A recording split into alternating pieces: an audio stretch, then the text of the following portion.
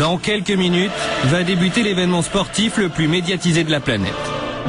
La finale de la Coupe du Monde de football. Après un mois de compétition acharnée, l'équipe de France affronte l'Italie pour le titre suprême. C'est le top en matière de football. Une finale de Coupe du Monde, c'est ce qu'on fait de mieux. Et il faut dire que ça a un impact fantastique pour les joueurs, pour le pays qui dispute cette finale, parce que c'est suivi par des milliards de téléspectateurs. Tout commence à la 7e minute. Zidane et Materazzi vont faire parler d'eux sur une faute commise dans la surface de réparation. Et il est crocheté par Materazzi. Oui, on va voir bien. C'est Materazzi qui fait obstruction sur Maloka. La faute est de Materazzi et c'est Zidane qui tire le pénalty. Et il marque le but. Non, si, il y est. C'est le scénario idéal. Zidane, le héros national, vient d'ouvrir le score. Et là, c'est phénoménal, comme tout le stade se lève parce qu'il réussit un coup de folie. Bon, l'équipe de France mène 1-0, pas longtemps. Il y a un corner, bon, il y a ce Materazzi, donc c'était le jour de gloire qui égalise. Attention, il ne sort pas les buts. Égalisation italienne de Materazzi qui marque comme l'autre fois. Fantastique. En un instant, Materazzi devient lui aussi un héros national. Et malgré une dernière tentative de Zidane, aucun autre but ne sera marqué durant la partie. Mais dans les prolongations, un événement inattendu va bouleverser le cours du match.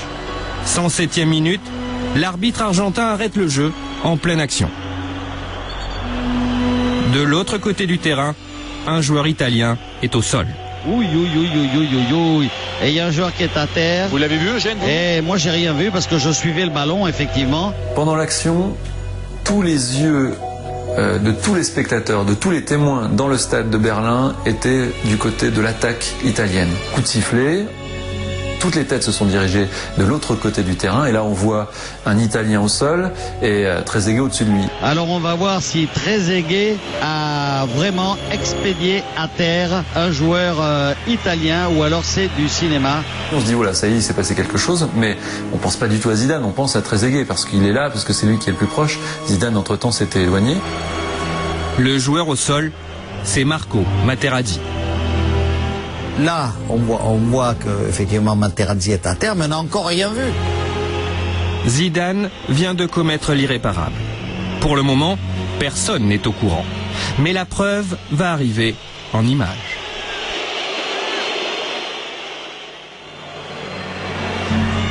« 26 secondes après que l'arbitre ait interrompu la partie, voici la terrible séquence que les téléspectateurs du monde entier découvrent sur leur écran. »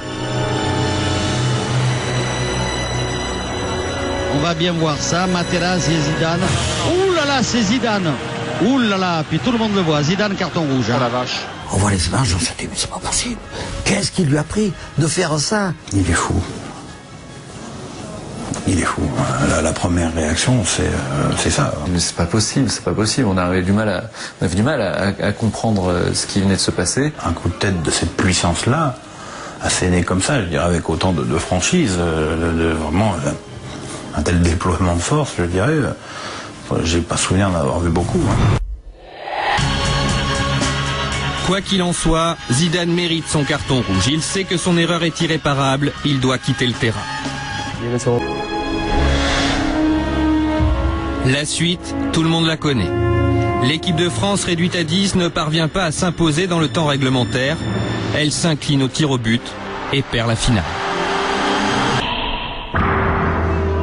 À peine le match terminé, les supporters français ont presque déjà oublié la défaite. Car une seule chose occupe tous les esprits, le mauvais geste de Zidane. C'est le plus grand joueur du monde, d'accord, il a 34 pouces, il n'a pas à faire ça, il a pas à faire ça. Pour ses enfants qui le regardent, c'est débile ce qu'il fait. Non, mais il lui faut un coup de tête, ça sert à rien. Surtout vraiment, il a 35 filles pour l'équipe. Même à Marseille le lendemain, sur les propres terres du héros national, sa réaction reste incompréhensible. Mais le pire viendra d'Internet. C'est un véritable raz-de-marée d'images, de sites et de forums consacrés au désormais célèbre coup de tête de Zidane. Quelques heures seulement après le match, le geste est décliné sous toutes ses formes, des images détournées aux jeux vidéo. On trouve même des films amateurs où les protagonistes s'emploient à reproduire le geste de Zidane. Et Zidane, et bam! Miss France, Miss Italy.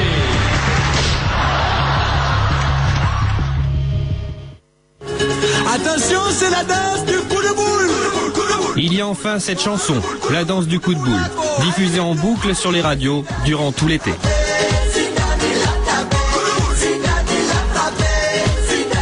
Les auteurs de la chanson avouent eux-mêmes avoir été dépassés par l'ampleur du phénomène. Donc là, le cas de figure, il est apparemment, d'après ce qu'on en voit, effectivement, il est sans précédent sur la vitesse, en tout cas, de la propagation de la chanson, et puis surtout du fait qu'elle ait été immédiatement récupérée par des médias. Ça, c'est en l'espace de 4 heures. Ça, c'est effectivement incroyable.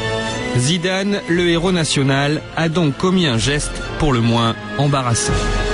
Mais vous allez voir comment, jusqu'aux plus hautes instances de l'État, tout va être mis en œuvre pour le dédouaner. Et cela commence par la recherche d'un autre coupable, Marco Materazzi.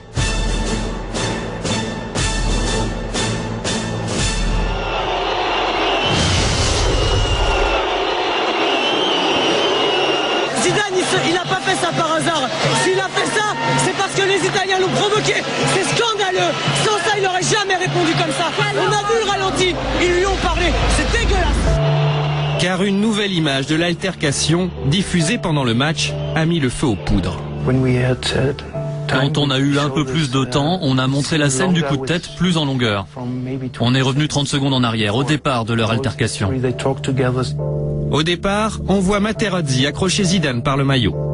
En fait, Zidane lui dit, mais si tu veux mon maillot, je t'en donne un après. L'autre, il lui a dit quelque chose. Zidane l'a ignoré. Et il marche vers le centre du terrain, et puis l'autre il continue, et il répète 2-3 fois la même chose, et puis à la 3e fois, l'autre il en a marre, il revient. Zidane répondrait donc à une provocation verbale de Materazzi. Mais qu'a bien pu dire le joueur italien? Tout le monde s'interroge. Les premiers à ouvrir le bal des insultes sont les Anglais. Selon le Sun, Materazzi aurait traité Zidane de fils d'une pute terroriste. Des propos corroborés par la presse espagnole. On a eu droit à tout, insulte de la part de Materazzi, insulte terroriste, insulte sur la mère de Zizou, sur la sœur de Zizou, sur la femme de Zizou. En à peine 24 heures, Materazzi est devenu un monstre. Les télévisions s'arrachent la compilation de ses tacles les plus violents.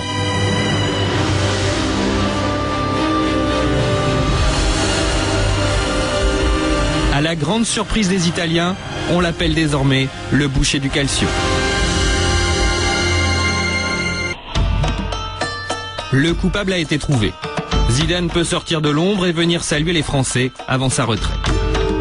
Et pour définitivement faire oublier l'incident, c'est le chef de l'État qui va prendre les choses en main le lendemain du match. Après avoir félicité l'équipe de France, il aura une attention toute particulière pour Zinedine Zidane. Cher Zinedine Zidane, ce que je veux vous dire, au moment le plus intense peut-être, un moment dur de votre carrière, c'est l'admiration et c'est l'affection de la nation tout entière, son respect aussi. La France vous admire et vous aime. Ce jour-là, le président s'abstiendra de tout commentaire sur le coup de tête, comme si l'affaire était déjà oubliée. Alors que l'on ne sait toujours rien sur les raisons de son geste, Zidane est déjà réhabilité aux yeux des Français.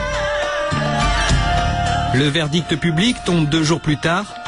Le journal Le Parisien publie un sondage réalisé en urgence. 61% des Français pardonnent le geste de Zidane. L'histoire aurait pu s'arrêter là. Mais il reste une chose que tout le monde attend. Les explications des deux joueurs. Et vous allez voir qu'au lieu de clore l'affaire, leurs propos ambigus et contradictoires vont relancer le débat.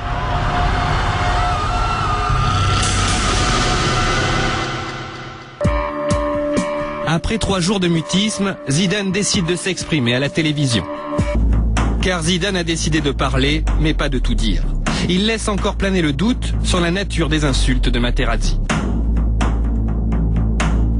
Vous pouvez les redire ou parce que tout le monde a envie de savoir ce qui a été dit. Non, en fait, je vous dis, ça serait très grave. En fait, c'est des choses qui, voilà, en fait, c'est des choses très personnelles. Donc ça touche à votre, oui. J'insiste un peu parce avec que la maman, la sœur, enfin. La maman, la sœur. Et puis c'est des mots très durs, quoi. Donc vous l'écoutez une fois, vous essayez de partir, c'est ce que je fais parce que je m'en vais en fait. Vous écoutez 2 fois. Et puis voilà, et puis la 3e fois, voilà, moi je suis un homme avant tout, et je vous dis, il y a des mots quelquefois qui sont plus durs que j'aurais préféré à la limite me prendre une droite dans la gueule qu'entendre ça. Et voilà, et j'ai réagi. 2 fois, 3 fois la même chose, c'est-à-dire donc des insultes qui touchaient les femmes de votre famille, quoi, votre mère et votre sœur. Oui. Zidane n'en dira pas plus. Je pense que là, il avait décidé de ne pas le répéter parce que c'était se rajouter à lui-même une douleur, quoi. Donc bon, les propos, on les a j'ai allé 2 fois à la relance parce que c'est ce que tout le monde attendait. Mais tout le monde s'attendait aussi à ce que Zidane condamne son geste pour que l'affaire soit enfin réglée. Et une fois de plus, Zidane va surprendre. Je m'excuse auprès de tous les enfants et de toutes les personnes qui ont vu ce geste parce que c'est des gestes qui sont pas tolérables. Mais regretter ce geste, ça veut dire qu'en fait, il avait raison de dire ce qu'il a dit. Et non, il n'a pas raison de dire ce qu'il a dit. Surtout pas. Donc si c'était à refaire, vous referiez la même chose? Je vous ai assez dit ce que je pensais. Zidane s'excuse, mais ne regrette rien. C'est sa conviction. Moi, je suis pas là pour faire dire aux gens ce qu'ils pensent pas, mais pour faire dire ce qu'ils pensent. Et c'était ce qu'ils pensent.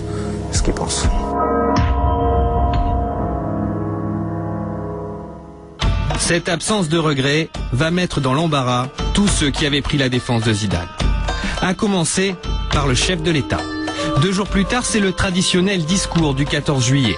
L'affaire Zidane est devenue une affaire d'État et la question est incontournable. Vous avez compris cette ultime pirouette sous forme de coup de tête. Vous l'avez pardonné, vous l'avez excusé. Et ces explications, pas de regret, des excuses mais pas de regret. Son geste n'est pas acceptable, ça c'est évident. Et d'ailleurs il l'a dit avec beaucoup de courage, clairement. Mais il a dit en gros aussi qu'il recommencerait s'il le fallait. Et que le vrai coupable, c'était l'Italien. Écoutez, ce qui est sûr, c'est que pour qu'un homme comme Zidane, un homme équilibré à tous égards, ait une réaction de cette nature, il faut bien qu'il y ait eu quelque chose. S'il y a eu provocation grossière, ce que j'ignore, on ne peut pas accepter, mais c'est vrai qu'on peut comprendre dans la réaction d'un homme. Ça vous est arrivé d'avoir de temps en temps donné des coups de boule? Non, oui, mais vous retenir. J'essaye de me retenir. En parole peut-être. Oui. J'ai jamais bien compris le président de la République, vous savez, qui a dédouané Zidane. Donc c'est cautionner le geste de Zidane et dire il a eu raison. Bon, et ça, je trouve ça... Mais c'est une réaction de supporter, de chauvin. Bon, parce que c'est quand même Zidane qui prend la responsabilité d'aller sur Materazzi et de lui filer un coup de boule extraordinaire.